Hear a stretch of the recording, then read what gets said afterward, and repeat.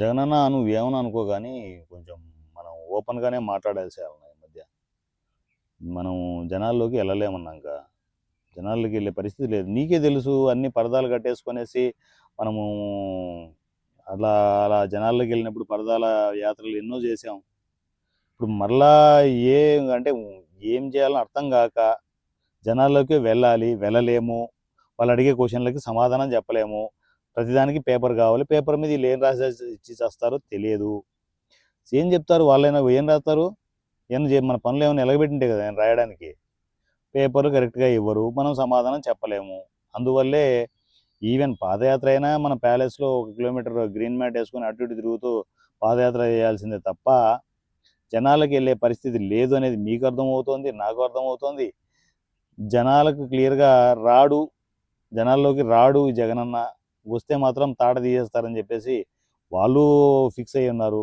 ఎందుకులేనా చెప్పుకుంటే మా వైఎస్ఆర్సీపీ గురించి చెప్పుకుంటే లేనిపోని బాధలు.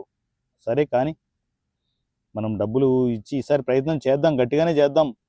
కనీసం ఆ 11 సీట్లో కాపాడుకోవడానికో, ఆ పులివెందుల సీటు కాపాడానికో, మనకు ముడి కిందకే వస్తే ఎట్లన్నా కష్టం కదా.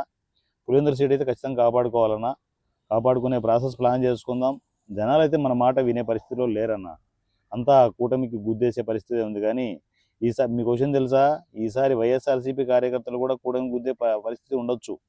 అందువల్లే అంటే అన్ని సర్దేస్తాడు జగనన్న అన్నప్పుడు ఎవరుంటారన్నా? ఎంగిలిస్త్రాకులు ఉంటాయి, ఏమి ఉండవాడా. అందువల్లే జనాలు నువ్వు ఏందన్నా, నువ్వు జనాలు నమ్మి ఇష్టం వచ్చినట్టు డబ్బులు ఖర్చు పెడుతున్నావు, ఇష్టం వచ్చినట్టు గూగుల్ పేలు ఫోన్పేలు చేస్తున్నావు, బాగానే ఉంది.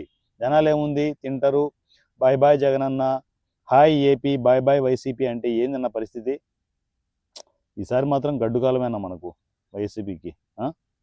కొంచెం మనమే గుండె రాయి చేసుకొనేసి ఏదో ఒకటి చేసుకోవాలన్నారా. గుండెను రాయో ఇంకోటో కొంచెం కేర్ తీసుకుందామన్నా.